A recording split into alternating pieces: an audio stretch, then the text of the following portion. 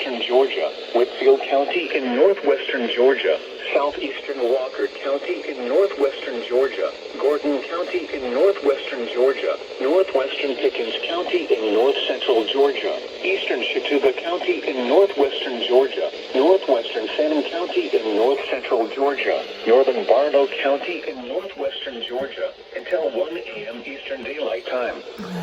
At 12:08 a.m. Eastern Daylight Time, severe thunderstorms were located along the line extending from near Beaverdale to near Sugar Valley to Armuckey, moving east at 65 miles per hour. Hazard, 60 miles per hour wind gusts. Source, radar indicated.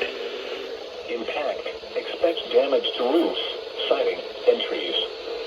Locations impacted include Rome, Dalton, Calhoun, Chatsworth, Ellijay, Adosville, Varnell, Eaton, Tuttle Hill, Cohutta, East Ellijay, Resaca, Plainville, Talking Rock, Cheyenne, Casto, Fairmount, Ranger, Crandall, and Pinson.